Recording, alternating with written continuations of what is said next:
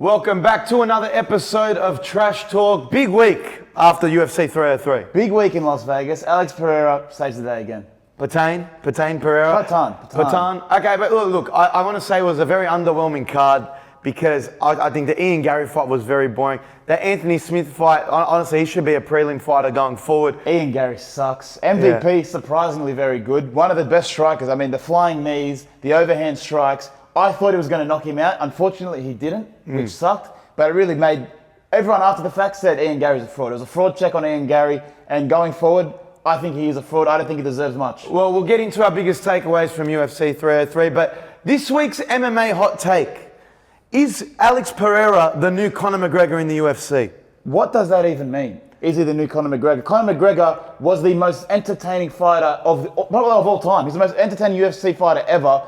Potan, Alex Pereira, yes, he's entertaining in his fighting style, but on the mic, all he says is Shama. Shama no Shama. Shama no Shama. Yeah, but I mean, there is a bit of a language barrier there. But I'm saying right now, in terms of activity, in terms of selling, he just got the $303,000 fighter bonus from Dana White. But listen to this. Last time we've seen hunger like Alex Pereira, it was Conor McGregor. Conor McGregor fought 4 mega fights in 336 days.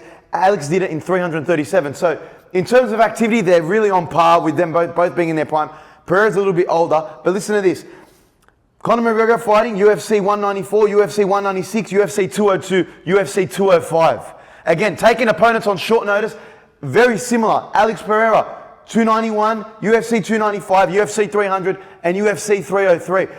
I'm just saying the hunger is the same. Okay. So when you have a hungrier fighter like Pereira, you're going to create a superstar like Conor McGregor. And Pereira is the UFC superstar right now. I think it's opportunity more than hunger. Khamzat Chimaev took 3 fights in 3 months. It's got nothing to do whether he's the next Conor McGregor.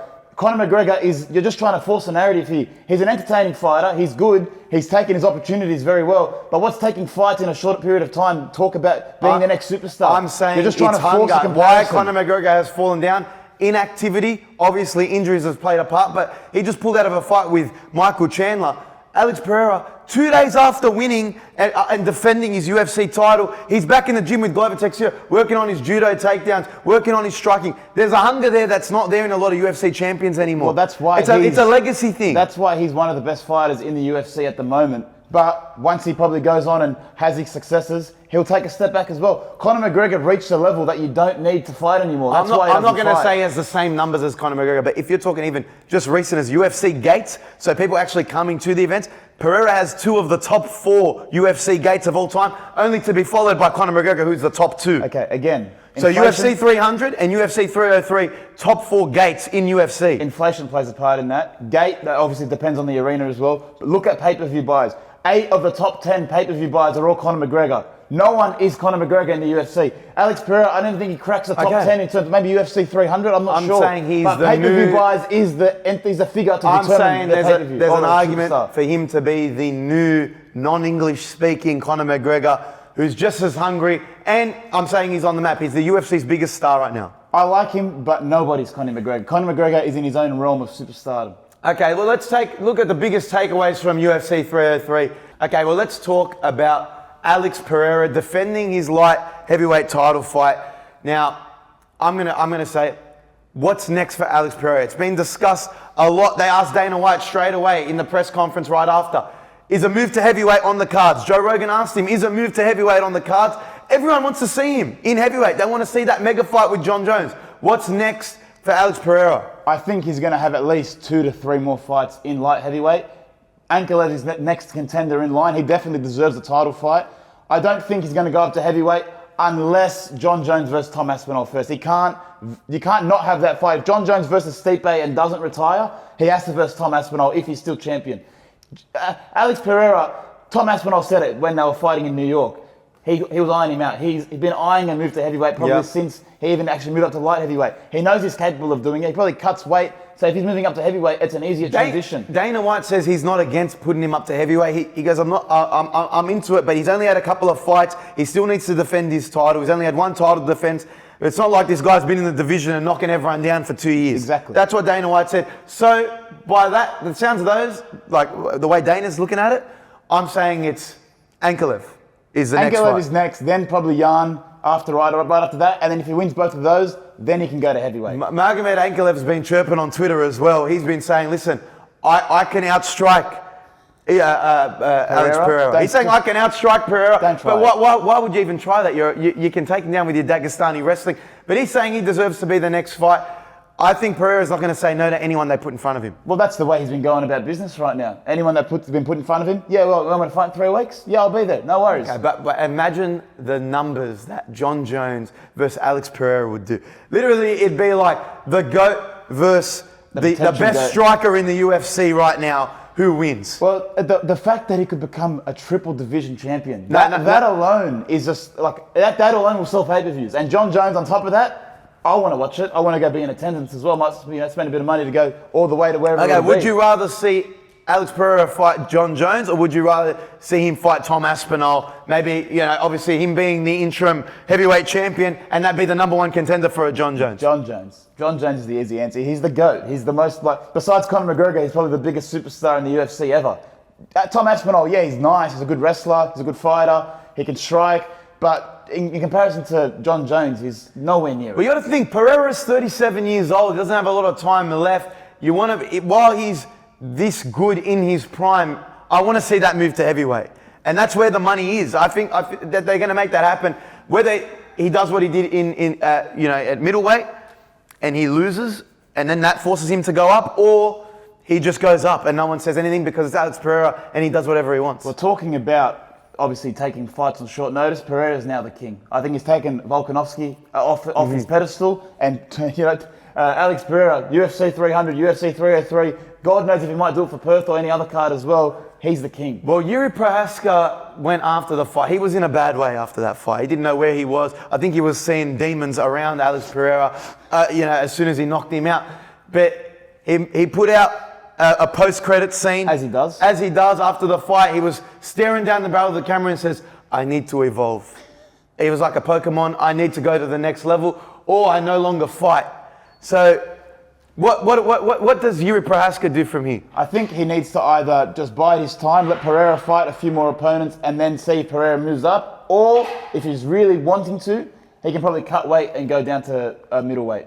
The middleweight contenders right now aren't that good of fighters. Strickland, Duplessis, and Adesanya, they've all lost fights. They're not like undefeated fighters. Duplessis, undeserving as a champion. Strickland probably should be champion. So Jiri Procházka, if he can be a weight bully and drop down and then go back up, he could easily do this. Well, the thing with Jiri, I think he lost the fight before even stepping foot in the octagon. It was worrying. He was talking all week about he's using some demons, he's using shamanic magic. Do you know what I mean? And he got in the octagon, they did the infamous stare down. Everyone was staring at each other. It looked like someone was saying English or Spanish while they were staring at each other. And he just looked like he never was a threat to Alex Pereira. And then on the end of that first round, he was gone. I think it was done. Cops a head kick, he was out. He obviously, I think the next move for him, he has to wait for Alex Pereira to move out of the division, really sit, fight some contenders, build your resume back up, and then go for that light heavyweight title and try and regain it. It's just unfortunate that he's going up against the best striker in the UFC. He lost the fight before going in because I think he had not recovered from the last loss against him, but losing to someone, it does play on your mind, and it obviously played on his mind. He beat me somehow. He was wondering how Pereira went up and beat him. Must have been some dirty magic. Must have been some black magic. Who knows? Well, you saw, man, he shook his hand at the press conference. They faced off. He does the sign of the cross. He comes walking backstage. He goes, I could see it. I could see it in his eyes. He's doing some shaman technique. He's summoning some spirits. Well, I hate to break it to you, those spirits work because you got absolutely KO'd. And Pilomino Cruz, actually, Pereira's coach, went on Ariel Helwani and said they met each other at the airport after the fight, and as some fighters do, they cross paths. Pereira sat him down and spoke to him and said, listen, I don't use any demons, I don't use any witchcraft, I'm a man of God, my family follows God, so maybe that was settled. And Jiri Procházka, like he said, just needs to evolve and just needs to take his training to the next level. Maybe that is dropping weight and going into a division and trying to conquer another division. Perfect solution for Jiri. Feed him Johnny Walker. Johnny Walker, right up against Jiri. Jiri gives him a nice head kick, gives him a nice uppercut, whatever it is. You guys get your confidence back up. Johnny Walker is now just a confidence booster for the light heavyweight division. Well, I just think USADA, whoever's doing the UFC testing policy, has to now look whether or not the fighters are using magic or not. If he's using, a shaman magic, and that's an advantage that other fighters aren't getting, they really have to look into this. Can they test for it? Is there like I don't know. They're going to have to speak to some. Because I know there's questions over whether you can test for testosterone. Really, can you test for the shaman magic? Have they found some sort of formula to test for? I think if you speak to some gypsies or some, just like the ball people, what are they called? Like, they're psychos. I know. They're trying to tell the future. Yeah. I feel like they'd be able to test if UFC want to reach out to them, because if we keep going down this route, Pereira's going to take over the UFC in no time. Well, mate, he's using the magic to become a triple champ. Yeah. Okay, but when we talk about Alex Pereira, you can't not talk about Israel Adesanya. Israel Adesanya is set to face Dracus du Plessis in Perth. But is Israel Adesanya to blame for the rise of Alex Pereira in the UFC? And when I say the rise of Alex Pereira, I'm talking about him becoming a 2-division champ. Him being now number 2 in the pound-for-pound rankings. Is this all Israel Adesanya's fault? 1,000% it is. Israel Adesanya said, this guy's going to be someone in a pub just looking at the screen saying, I once beat him in the I fought that guy. I fought that guy, yeah. So it's 100% to blame, because if you didn't call him out, he would never have come to the UFC. He would never come with a vengeance to try and beat you in your division. And then on top of that, now he's hungry to go after 3 champions. It's your fault he moved up, because that's something you failed to do. Adesanya tried to go up. He didn't win the champion.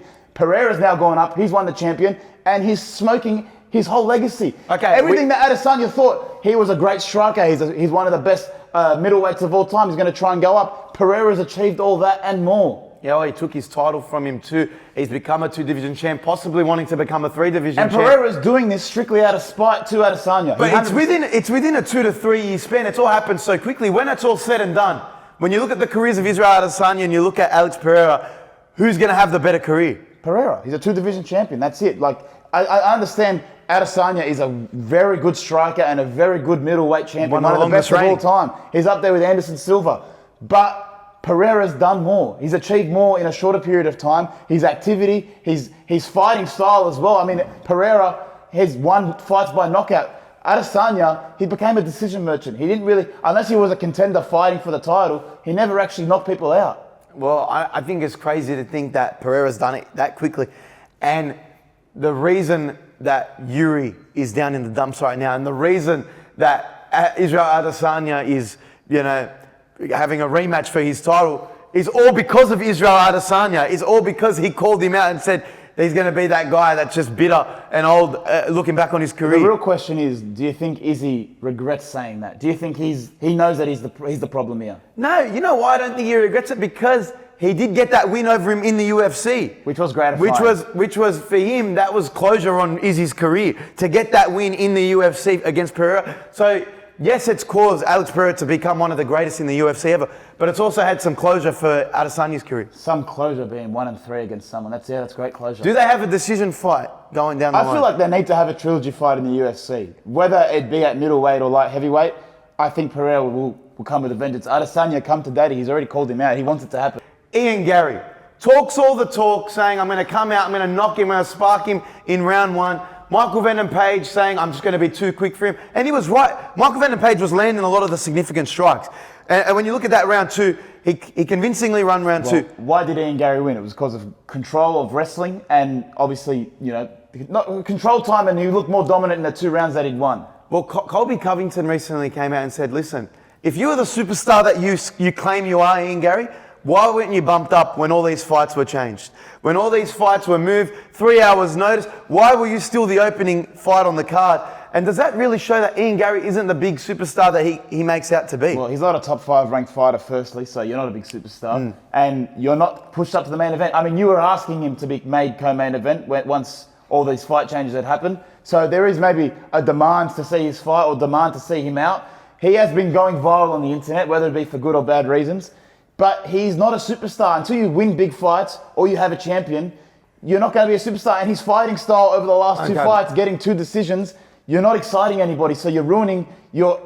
If you're not a big star outside the octagon, you're not making yourself a big star inside the octagon. Dana White said it should have been a draw. The way he saw it could have been a draw. I don't really know what's next for Michael Venom Page, because you really only get one chance at his age, 38 years old. You're kind of on the back end of your MMA career. He looks very sharp. He's one of the best strikers, I would say, in that division. But again, I don't really know where he goes from here. Does he fight another Kevin Holland, someone ranked 15 and onwards? And then Ian Garry, he's said, I'm over Colby Covington. I want Shavkat Rakhmonov. He's not fighting Shavkat. Shavkat would destroy him. And going back to MVP, he looks 28, so well done to him. Black don't crack. I mean, but if you're going forward, if he could probably fight Wonderboy just as a warm-up fight to get him back into like that top 6, top 7 fighters, he could fight Gilbert Burns, who's obviously coming off a loss as well. There's plenty of fights for MVP, and at his age and the back end of his career, activity should be key. He should be fighting as many times as possible. Yeah. Make as much money as you can. Well, Ian Garry was just on Ariel Helwani and he says, I want Shavkat Rakhmonov. He goes, I've trained with him before. I respect the guy, but I want to be the one to take away his 0, which is his undefeated streak.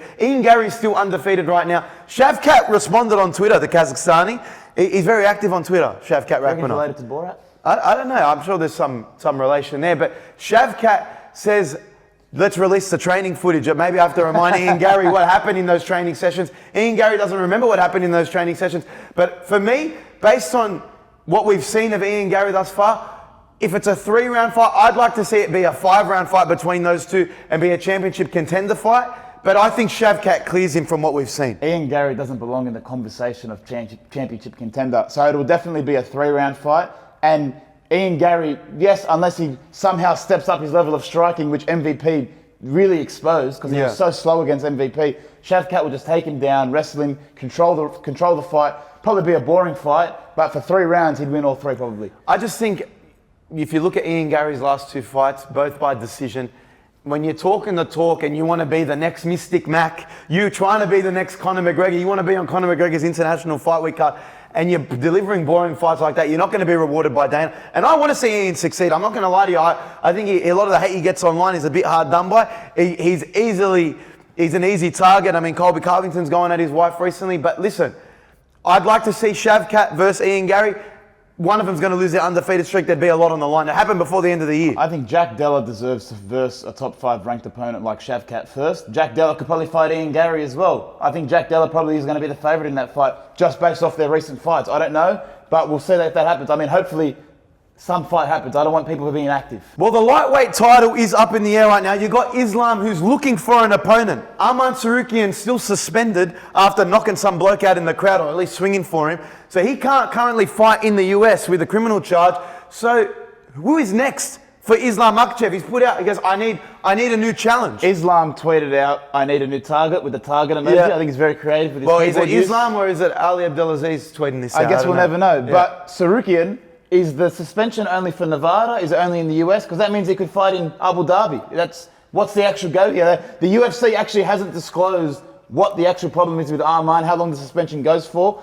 It makes sense though, if he can't fight till January, that Islam has a fight in between. And if Islam has a fight in between, it's either Oliveira or it's Gamrot. Well, Islam wants to fight on the Madison Square Garden card. He likes the aura of being in Madison Square Garden. The thing is, everyone is throwing their hat in the ring right now. Dustin Poirier is saying una mas on Twitter. He wants to get in. He even tweeted at Islam and said, hey, let's run it back. Michael Chandler said, listen, if Conor McGregor's pinky toe is not holding up, I'll throw my hat in the ring. Islam saying, listen, brother, I need an actual challenge. Listen, Michael Chandler even went as far to say that he was offered the fight. Actually, is that a lie? You reckon that's just a pure lie? He's saying he got offered the fight, but he's still holding out for this fantasy fight that he thinks he's still going to fight Conor McGregor. Conor McGregor holds the cards for that fight. Michael Chandler, you're stupid not to take that fight. If you get a title fight coming off a loss 2 years ago, why would you not take that? I'll take that over McGregor. Yes, McGregor might be the payday, but for your legacy, the title fight's better. To be honest, I think the most worthy contender right now for the lightweight title is Max Holloway.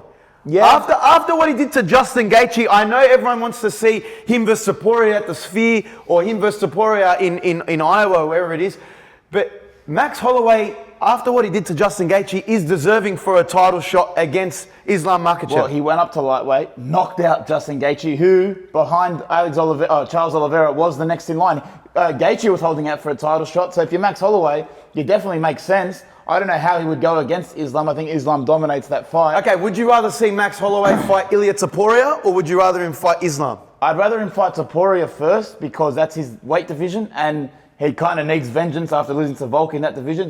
Close that chapter of your career, then just be an established lightweight. Okay. And that's always going to be there. The fact that you beat Gaethje enables you to have that big matchups in the lightweight division. The only reason why I don't want to see Islam versus Dustin again, even though it was an exciting fight, I don't want to see him go out like he did Nah. I want Dustin to go out in a tough fight, maybe against a Gaethje or something like that. Dustin wants McGregor. That's it. He's dropped hints along the way for the last 2 years since he actually last fought McGregor. He said last dance. He's having shots at McGregor on Twitter, finally responding after all these tweets that McGregor's been putting out against him and his wife.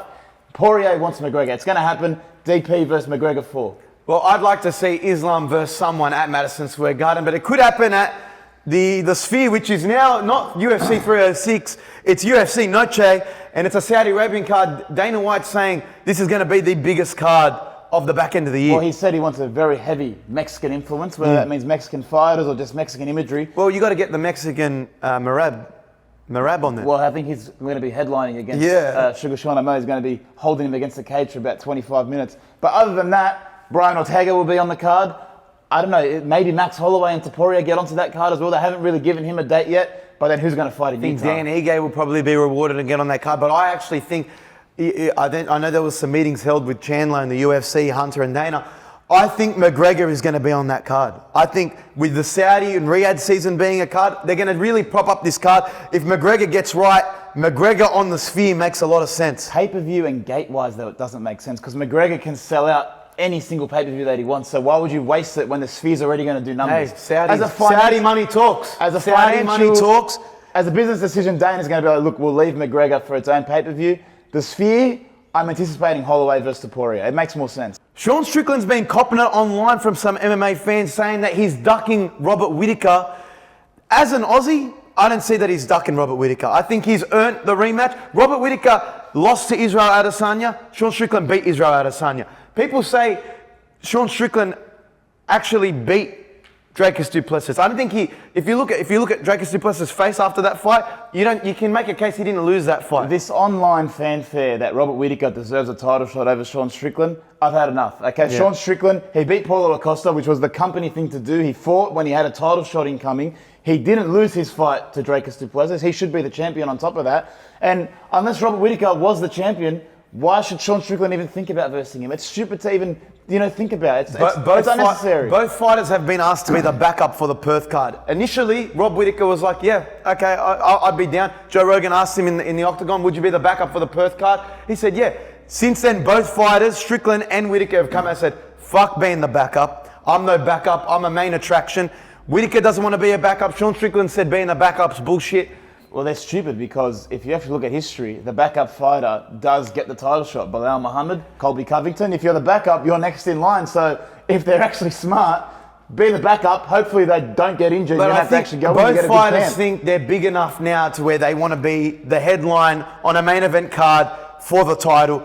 Strickland has flat out said, I'm not fighting again unless it's for gold. Does it? And is that deservedly so? Should he do that? Yes, 100% he should. He's earned the title shot. I understand that he got his fight on short notice and wasn't probably the rightful contender. But since he was the champion and since he beat Izzy, he deserves it. Hold out, Sean. Do whatever you want. Okay, so say Sean holds out for that. Whittaker, you can be next in line. Okay, I think you've done enough to where you've earned a title shot. You didn't verse Khamzat Chimaev, but look, you knocked out another Dagestani on short notice. The thing is, you don't want him to be unrewarded for fighting in Saudi Arabia. He was supposed to fight Khamzat, but Khamzat pulled out. I don't think him versing Khamzat now is really worthwhile for Rob because you only got everything to lose from that situation. If he can potentially fight Sean Strickland, that makes sense for him, but it just doesn't make sense for Sean. He's still fresh. I think Whittaker fights before the end of the year. I don't know if it's for the title or it's someone in the division, but again, I think he can hold out for a title fight, to be honest. He can, if you really wanted to, but Robert Whittaker, you've lost that many more fights than Sean Strickland recently, so that's what happens. Well, let's move over to our top 5 this week. Each week we're going to be delivering a top 5, so make sure you check it out on our socials, at Kairouz Bros on YouTube, at John Bernard K on Instagram. Nick, what's this week's top 5? The top 5 UFC fighters of all time. Starting with number 5, Conor McGregor. Now, some people might not think he should be on this list, but just for the role of Conor McGregor making the UFC the juggernaut that it is today, okay? Without Conor McGregor, the UFC is not on the map how it is today. Super fights, then him going on to fight Floyd Mayweather. Conor McGregor is a top 5 fighter in the UFC. He's the epitome of entertainment. He can be considered the greatest striker of all time as well. The first ever double champ. The first ever champ. Conor McGregor, his legacy in the UFC is someone that took it to the stratosphere. UFC was a product that was considered animalistic. He brought in the entertainment, and to To see what the UFC is today, it's solely because of Conor McGregor. He's the best trash talker in the business. It's not just the stuff that he did inside the octagon. It's how he carried himself outside the octagon. Again, 8 out of the top 10 UFC pay-per-views are all headlined by Conor McGregor. He's the best trash talker in the game. And again, I think that not just the fighting, when it comes to selling and promoting your pay-per-views, Conor McGregor is the best in the business. At number 4, Khabib, retiring with a record of 29-0, the perfect record, undefeated. He never bled, only lost 1 round in his career. He retired early, yes, which prevents him from being higher on this list. And I don't even think his unbeaten record's over. With everything that's happened with the taxman over in Russia right now, apparently he's in debt. We might see him back in the UFC. He could be coming back for one more fight, which would only ascend him up this list. Okay. Number 3, we're going with Anderson the Spider Silva, the OG GOAT of the UFC. We ignore what happened on the back end of his career. He had a Michael Jordan ending to his career. We just ignore it. Now this boxing with Charles Sonnen, let's just all ignore that. His UFC career is unrivaled again. One of the greatest middleweights of all time. He holds the record for the longest reigning title reign of all time. He's got the UFC record for 16 consecutive wins. 2,457 days as champion. Something that will probably be unbeatable. The fact that he was the OG GOAT as well, and besides the ending of his career, the fighting style that he had, he's one of the greatest fighters of all time. It is known when you're talking GOATs, Anderson Silva is in the conversation. 16 back-to-back defenses. He's the greatest middleweight of all time. Longest reigning middleweight of all time. Number 2, GSP, arguably the greatest fighter of all time. He beat every single person that he entered the octagon with. If he had lost the fight, he always avenged it. One of the most unique fighting styles of all time. In his era of fighting, he was just levels above all of his opponents. One of the greatest fighters of all time. 2-division champ, 9 title defenses. To have a long layoff and then come back and then win a title in the UFC. Again, one of the OGs in the UFC. GSP, for me, is the complete fighter. Well, to come back after 4 years off and win another champion in a weight division above, you're a freak, you're one of the GOATs. The only thing that really does stop him from being one is his French. French-Canadian. Yeah. Okay. And number 1, we're going with the GOAT, still currently active, Jon Jones. Now, you've seen Dana White. He argues this guy should be pound for pound on anyone's list. You put two people together in a room with Jon Jones is walking out of that room. He is the pound for pound best in the UFC right now. The youngest UFC champion of all time, Jon Jones is the GOAT. Record of 27-1, but let's be honest, he's undefeated. He's never lost a fight in the UFC, 11 title defenses. He is unstoppable. But until he loses in the octagon, he should be considered the GOAT on everyone's list, no matter what. You saw the great rivalries that he had with Daniel Cormier. Again, beat him, whether it was with performance enhancers or not, doesn't really matter. He is still the best fighter in the UFC and currently active. I think he goes and beats Stipe Miocic and probably has one more mega fight that seals the best career in MMA history. Yes, he's had his problems outside the octagon, but this is strictly based on people inside the cage, and inside the cage, Jon Jones is the GOAT. Well, there you have it. That is our top 5 UFC fighters of all time. Make sure you subscribe to @Kairouz Bros on YouTube and @JohnBernardK over on Instagram. Nick, July 10, No Limit Boxing in Wollongong, headlined by Sammy Goodman, Curtis Scott's on the card. We actually caught up with George Rose, CEO of No Limit. Let's see what he had to say. Welcoming into the studio, we've got gorgeous George Rose, the CEO of No Limit Boxing, our Australian Dana White. George, thank you for coming in. Thanks for having me, boys. No, I appreciate it. Listen, we've got a massive card next week in Wollongong. Yep. July 10, Sammy Goodman versus Warwick. Yep. Now, this guy's a striker out of Thailand. They're headlining it, but we've also got some other big fights on there. We've got AFL versus NRL. We love playing into that. Big Bad Barry Hall versus Curtis Scott. What's the feeling like going into this Wollongong card? Big card. You're going to get some, what do they call them? The Mad Bunch? The Mad Bunch, yeah. They're all going to be down home there? of the Mad Bunch, yeah. Okay. They'll be there and they'll be going nuts. I mean, I'm excited for it because it's built out into a really big card as well. We didn't put a show on in June. Obviously, we had Cambosis in May, so that was the only card that happened in May. And it feels like it's been ages since we've put something on. So we just kept throwing fights on, thinking who could we get on there. And I'm pretty happy with the matchups that we got. When was the last time you guys went to Wollongong? Wollongong was semi. It was Semi's last fight with Mark Sleeves, and that was a good event. That was exciting. That was exciting. I thought Mark Sleeves was amazing in the lead up to it. Well, he talked the talk and he got his mouth shut really by Sammy Goodman. The hometown crowd is the best part. The best. And finishing with Semi, the Mad Bunch. By then they're probably A 10 bit beers rowdy, deep yeah. by then. And they're rowdy, they sing all night, and it just adds to a great atmosphere in Wollongong. I love when you've got a hometown hero headlining because the crowd's all vocal by that time. Okay, let's talk about that because it's Sammy Goodman. We saw the promo. You guys are in the casino. You're going all in. You're betting everything on roulette. Why is Sammy Goodman risking $1 million payday against Inoue, who's the current champ? Sammy Goodman's the number one ranked fighter in his division. Why is he risking it all on the line when he can take big dollars for an Inoue fight? He's Mr. Mandatory, so he's guaranteed a shot. The shot's there, it's guaranteed. He doesn't want to just participate and get the $1 million. He wants to win. Obviously. He wants to win the fight. So for him, he thought that a fight here against Warrawat, Mr. Rockman, the Rockman they call him, a guy with 25 fights, 15 knockouts. He's got knockout power. Sam thinks that this fight will prepare him to be ready to actually beat Inoue, not just jump in the ring, but beat him. Is there a thing as well like Tim Tszyu? Once you kind of make that move overseas, you're in that arena now. You can't really come back towards Wollongong. Is that why he's kind of doing it as well? Well, I think he still wants to fight out of Wollongong as often as he can. So, and you're right. Once he is at that top level, potentially all the next fights for him could be overseas. So to get an opportunity to fight in Wollongong again is something that means a lot to him because he's wanted this his whole life, you know, and now he's getting all the Wollongong support behind him. And when he's got to take on possibly one of the greatest fighters of our generation in Inoue, he wants to have as much support as he can. Best case scenario, Sammy Goodman wins in Wollongong. Yeah. Does this next fight against Inoue happen in Japan? Is it going to happen in Australia? Where do you see that landing? Is it in the US? Are we going to the Tokyo Dome trying to get behind Sammy Goodman? We'll roll the dice and try it. Look, we're sticking with the all-in theme. We'll roll the dice and try to get it in Wollongong.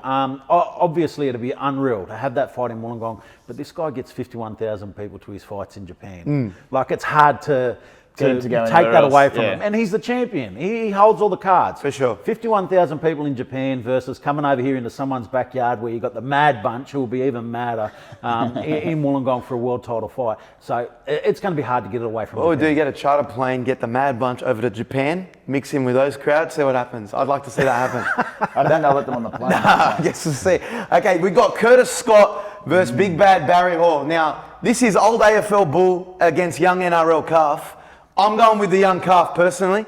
Like I said, I'm getting behind Sammy Goodman, but I think Curtis Scott just outdoes him here. There's been a bit of war of words between Barry Hall and Paul Gallen. Yeah. Paul Gallen being in Curtis Scott's corner, bit of NRL ties. Barry Hall did fight Paul, they drew. Yeah. Bit controversial. How do you see this fight going between Barry Hall and Curtis Scott? So I'd been on Curtis Scott leading up to this. I thought, young bull, strong, he'll push the pace and he'll get it eventually. But then I saw Barry on the pads the other day. We were shooting him up there in the Gold Coast where he trains, and mate, he's slick. He's going to have Curtis covered for speed, which usually the old guy, you wouldn't think that will happen. He'll have Curtis covered for speed, and he's got great boxing ability. He's got an amateur pedigree. So early on, he could be the one that gets the wood on Curtis. And if he lands, he's a big, powerful bloke. Well, I think Barry has the advantage is the cardio. AFL. Size as well. He's like I say, Curtis Scott's a small heavyweight. He's a small heavyweight. Yeah, but you saw him up against Leilua. Size doesn't matter. When I saw him face Joey Leilua comes out this massive, probably clears him by 30 kilos, and Curtis Scott put himself. That's why I'm taking Curtis Scott against Barry Hall. Again, he's younger. I think he's going to be sharper. But I mean, I don't know how Curtis Scott's going in the leader. I want to see him put Barry Hall to rest. I'm not saying I'm sick of seeing Barry Hall. I love to see the AFL, NRL, but I'm thinking Curtis Scott's retiring Barry Hall after this. Yeah, look, I'm Team NRL as well. Yeah. I've got to go Team NRL for that reason as well. You're a former player, so you kind of got a bit more bias there. AFL people, they're different. How old's Barry? Barry's in his 40s. Yeah. I mean, if I'm Curtis Scott, I'm not letting a 46-year-old beat me, so that's why I'm backing Curtis. But I like seeing Curtis in the heavyweight. I didn't pick him to be a heavyweight fighter. Well, I've seen him roaming around the No Limit fights before. He's obviously his first one. Yeah. I didn't think he was going to go to heavyweight. I thought, okay, maybe try and go someone for his size, but the jump to heavyweight made sense. He just scrapes into heavyweight. He's like 93 kilos, so that's a small heavyweight. Joey Leilua was something like 127 kilos and looked every single bit of it. He looked huge. Like you said, he looked like The Rock. Absolutely. Yeah, he looked like The Rock walking down that I didn't want to look him in the eye when he was walking out. Okay. We got Liam Wilson versus Yusuf Dib. Now, Liam Wilson, two-time championship challenger. Yusuf Dib's no slouch. This is Liam Wilson going up in weight. How do you see this fight playing out? Liam Wilson's come out and said he's treating this fight like he's preparing for George Kambosos. Do you see that fight eventually happening? How do you see this fight playing out? I think if he steps up the lightweight, the natural fight that makes sense is George Kambosos. George Kambosos has been a great campaigner for Australia at lightweight. Also won world titles and challenged for world titles again. Liam Wilson challenged for 2 world titles at super featherweight. Was unsuccessful in those, but competitive in both Very fights. competitive. He was this close. Standing in the both times. pocket and just trading round for round, really. He's a wonderful fighter to watch. You love seeing him getting in there and bang. A win here sets him up for George Kambosos. But a win for Yui Dib also puts him in the same position. Yui's been a great campaigner at lightweight, and outside of his recent loss, he's been one of the best in the division. So a win for Yui also puts his name straight to the top. So it's a big fight for both of them. But they're both going to have their respective crowds behind them. I know we'll be travelling down, getting behind Yui Dib. We love getting behind our Middle Eastern fighters. You have to. Yeah. Okay. It's a given. Yeah, I don't know where it's going to go. Obviously, with him going up in weight, I'm going to take Liam Wilson just based on who his past opponents have been, how competitive he's been, and obviously that he's aspiring to fight that George Kambosos. That'd be an Australian super fight people want to get behind. Absolutely. I'd love to see that fight. But when Liam obviously lost his last fight, have you spoken to him since? Preparing him for a move up in weight class? How's he taken all that? Yeah, look, one thing that I will say about Liam is he bounces back from a loss really well. He lost to Joe Noine early in his career. He came back, fought Joe. Joe was 4 kilos overweight, and he knocked Joe out. He got that win, and he did great. He lost the world title against Navarrete, come back, got a few wins, and was in world title challenging position again. So he's a guy who bounces back really well. So if he bounces back here, gets a win against Yui, it'll be great for him. But even better, can set up that opportunity for a mouth-watering fight with George Kambosos. I'd like to see it. There's also some other interesting fights on the card. Boy from Newcastle, Natch, what's his name? Gratch. Brendan Gratch, the big heavyweight. Well, I saw him knock out Liam Taliva. Yes. We were there. Brutal knockout. I thought it was behind in that fight. Yeah. Saved himself. Yeah. Who are the other standouts on the card that you see? Because Liam Taliva is also returning on this card as well. Who are the other standouts on this card you say keep an eye out for them? Billy Polkinghorne. So he's had one pro fight. This is essentially his re-pro debut. It's his first fight with No Limit. He's a guy who's had hundreds of fights in the amateurs. He's an outstanding fighter, and now he wants to really have a crack at his pro career. So he's a guy who wants to move fast. He's a guy to keep an eye on. A really tough fight for him. I'm really interested to see how Billy goes. There's big raps on him, big raps on what he could be as a professional. Great fight. Another really good fight. Anton Markovic, he's returning to the ring. It's a really good fight too. He had a huge upset on our No Limit on Fox card, and he's a guy, again, he's got power. He's in that super welterweight division where there's anything can sort of happen in that one. There's plenty of fights to happen. I'm excited. Chanel Dargan's back. Chanel Dargan. Always she's puts reliable. on the show. She's Mate. like your Alex Pereira. Yeah, absolutely. She just steps in, face whoever you want. She also called out someone recently. Shotgun Shannon O'Connell. She called, yeah. I'm like, mate, put her on notice. The manager's Yeah. in the crouch goes, let's make this fight happen. I want to see that. Absolutely, and she's someone, I've never seen a boring fight of Chanel's, ever. Win, lose or draw, and she's had everything.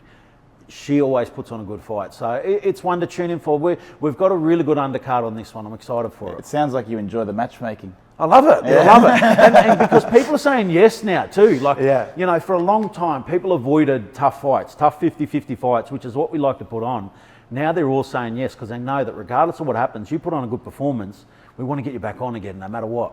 So and that's what we want. Everybody wants to watch good fights. I like watching good close fights. Whatever way it goes, you put on a good show, we'll get you back for sure. Well, the last time we saw you were over in Las Vegas. We were watching Tim Tszyu's fight. Yeah. Okay, we're very disappointed with the result, but obviously with circumstances with the cut.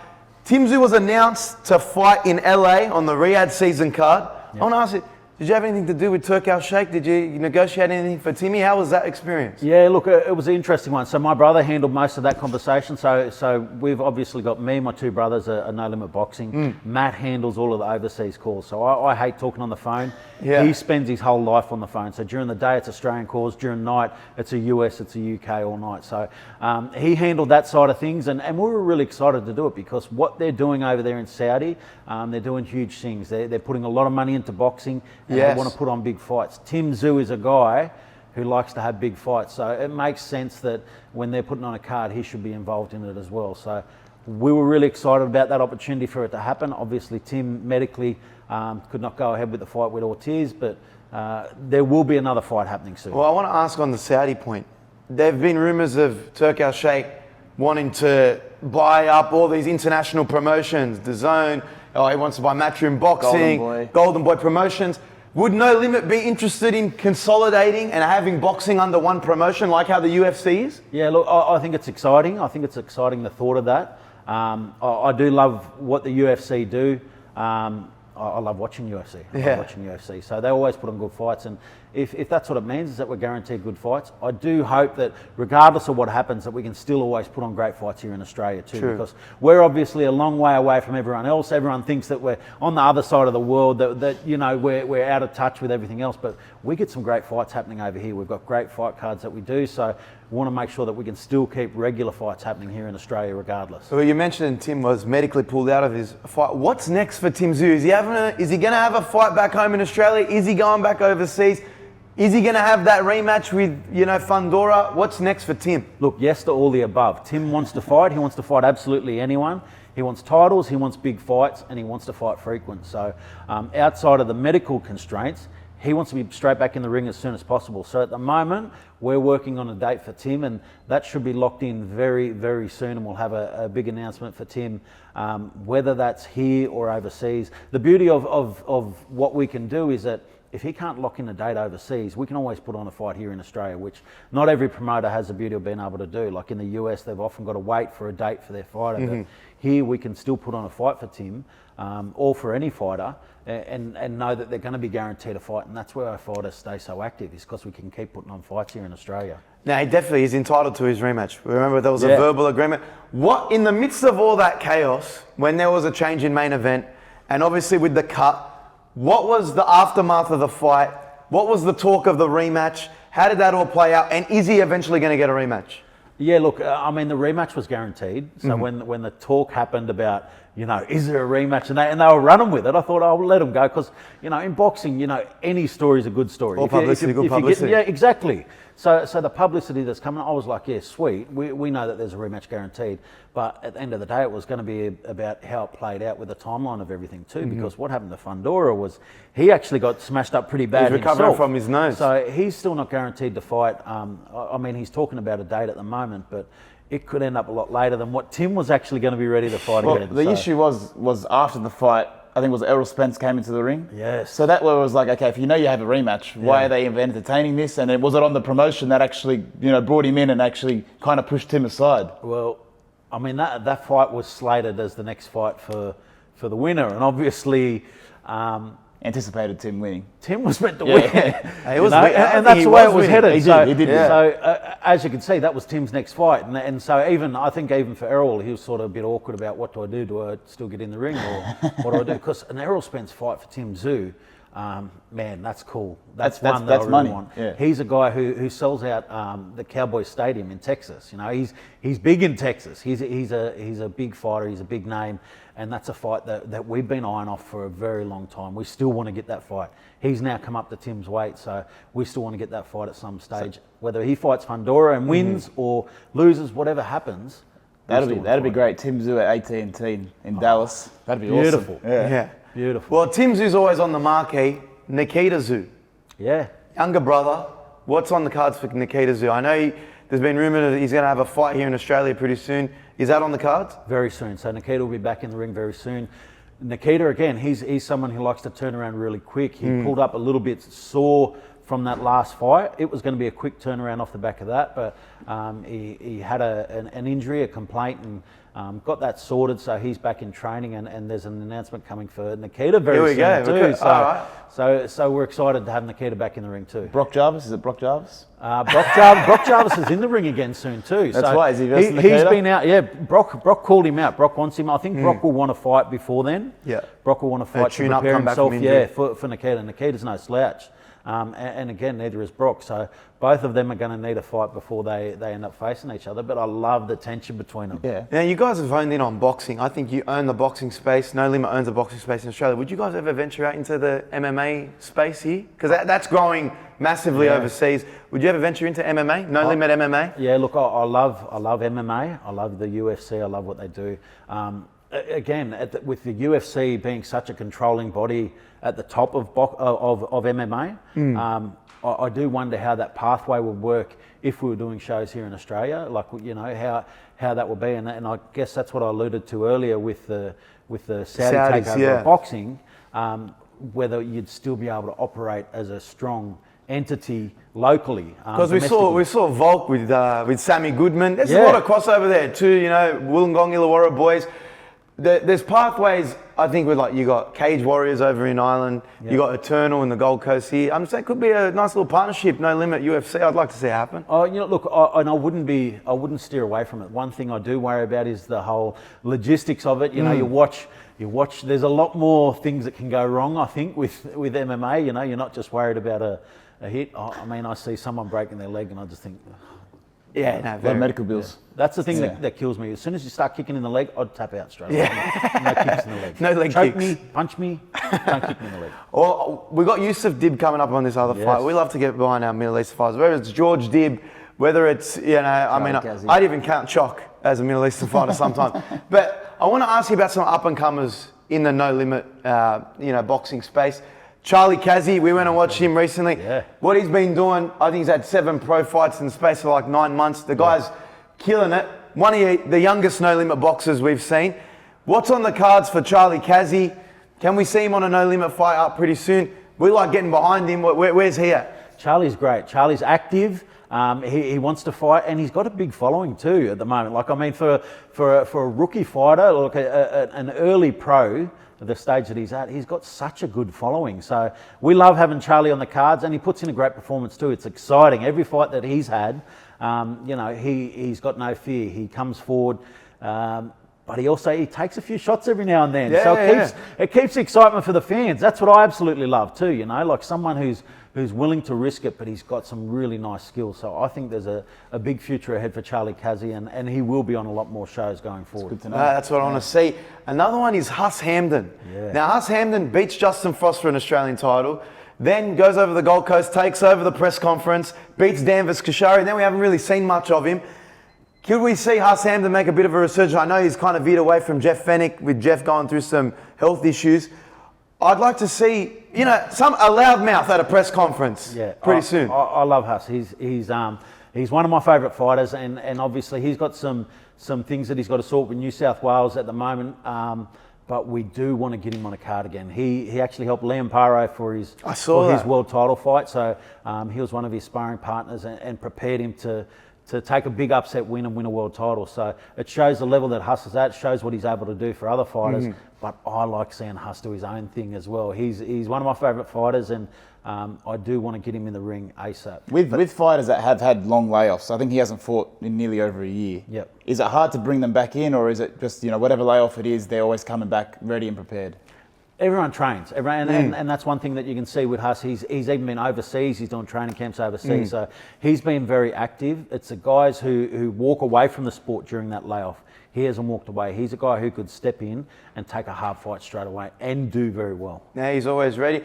Well, guys, I want to shout out the Wollongong card is next week, July 10, in Wollongong. Sammy Goodman up against Warra. What is that? Am I getting that Thailand pronunciation? The Rockman. Good name. No. And he's getting ready for that super fight with Inoue. So make sure you're checking in. You got Curtis Scott versus Barry Hall. Let's get your final predictions, okay? Because we've kind of tacked off the back of that. Final predictions. We're going Sammy Goodman.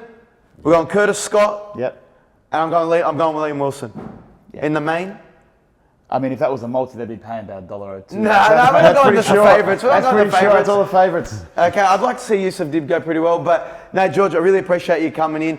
Do you want to shout out anything? Wollongong fans, how do we get down there? What's the best way to do it? Yeah, Ticketmaster. There's still tickets available on Ticketmaster, so jump in, join the Mad Bunch, have a good night. Wednesday night fights, you'll really enjoy it. If not, kick back at home. KO main event, get it on your phone wherever you're at. I like, I love how we've got KO now. We can watch it on the phone anywhere. I Wherever always you are. pretend Sunday when the fights are on, I pretend I'm going to take the kids down to the park, have the phone on, let them jump on the swings, go for it, kids. I'm down here. Yeah. I'm getting brownie have. points. I'm watching the fights. You shouldn't have added yourself, Prime George. Hopefully she's not. No, worried. no, don't let her know. Like when we go to a wedding on a Saturday, especially around finals time, KO's it's on. all on the tables. Absolutely. Phones on the tables. the You got to best. watch it. No, we really appreciate you coming in. Let's do this more often, especially when big cards are coming up. I'm sure we're looking forward to the big Tim Tszyu, Nikita Tszyu announcements as well. Love to join you, boys. Thank Yeah, you. appreciate it, mate. We just spoke to Georgie Rose. That's about boxing covered. We've covered our UFC, WWE. It's firing on all cylinders right now. Money in the bank this week. Money in the Bank is this week, but what happened over last week's SmackDown? Paul Heyman got put through the table by the new bloodline. Tough to see. Paul Heyman at 56 years old, yes, he's put on a bit of weight, but going through a table with Jacob Fatu and the new bloodline, the things that Paul Heyman's willing to do, you could see he didn't shave for this. He looked terrible. He looked terrible. It looked like he hadn't been sleeping. He does this to add to the story. Apparently he didn't sleep the night before to add to the story. Is Paul Heyman the greatest manager of all time? Unquestionably. Who's in the conversation with Paul Heyman? His Hall of Fame speech alone showed you how much of a great manager he is. Just look at the people he's served. CM Punk, Brock Lesnar, Yeah. Roman Reigns, Solo Sikoa for a short period of time, Yeah. and probably Bron Breakker as well. He's got the repertoire of superstars is just unmatched. You saw the pop when he said, "I don't acknowledge you, Solo, as my tribal chief." The crowd went nuts at Madison Square Garden. What is the crowd reception going to be like when Roman Reigns comes back to the aid of Paul Heyman? It's going to go nuts. It'll be up there with one of the biggest returns of all time. Hardy brothers at WrestleMania. It'll get that deserved pop as well. Okay, Money in the Bank is this week. Let's go. Money in the Bank predictions. Okay, men's Money in the Bank winner. Who's winning? Finn Balor. You think Finn Balor's going to win? Yeah. I think just because they've been planting the seeds of him and Damian Priest having clashes, it just makes sense for them to have the reverse role of the last one. I think it's either going to be LA Knight, but my actual pick is going to be main event Jey Uso. The guy's opening Raw, he's over, he's walking through the crowd. Everyone wants to see main event Jey hold the briefcase. And you need him to keep busy while not going for the title. Yeet in the bank, is that what they call him? Yeah, they're going to call him Yeet in the Bank. Yeet So in I'm the going bank. with main event Jey Uso, Money in the Bank, female Money in the Bank winner. Who cares? Okay, I actually think Zoe Stark Nah, Tiffany Stratton. Is she in the Tiffany match? Stratton. Tiffany Stratton. I don't know if she's officially in the match yet. She deserves to be for women's Money in the Bank. She's probably the fastest rising star in the women's division right now. She's like 24 years old, man. Very She's a young. freak. She's killing it. Damian Priest or Seth Rollins, who wins the world champion? Well, the fact that they're kind of setting up Gunther for SummerSlam, I think Seth Rollins makes more sense. So Seth Rollins should win this title. Damian Priest can probably get the title back at a later date, but I think Seth Rollins wins I think you're right. Seth Rollins wins the title, and he's going to get Damian Priest is going to get costed by Finn Balor. Balor, They're gonna and that's turn going to this cause early. that's going to cause that SummerSlam feud. I'd love to see I'd love to see Seth Rollins versus Gunther at SummerSlam. Well, just because Gunther versus Damian Priest doesn't really sell for a marquee event. Unfortunately, it doesn't, so you need a big-name superstar. That's why Seth probably came back early. Okay, and you got the new bloodline versus Cody Rhodes, Kevin Owens, and Randy Orton. Who's winning that match? The new bloodline. They need the win to really solidify themselves as a heavyweight stable. Jacob Fatu going over very strong here. That's what I'm saying. They're bringing people in. Zilla Fatu, will he make an appearance? No. No more Fatus, no more Polynesians coming out of the woodworks. I think you're right. Bloodline 2.0 wins this match. And I think they're going to tease a Randy Orton, maybe turning. He needs something new with his character. And they're working towards SummerSlam. I think they're working towards a Roman Reigns coming back pretty soon. Well, is Solo versus Cody Rhodes for the title at SummerSlam? Apparently that's earmarked for SummerSlam, yeah. Well, if that's the case, then the bloodline need to win this match. The new bloodline. Okay, well there you have it. WWE is firing all cylinders, but make sure you subscribe to @Kairouz Bros for the new Trash Talk episodes. Like I said, this is going to be the #1 stop in Australia for all things combat sports, UFC, boxing, WWE. Thank you for tuning in, and as always, subscribe. Back to you in the studio, Ryan.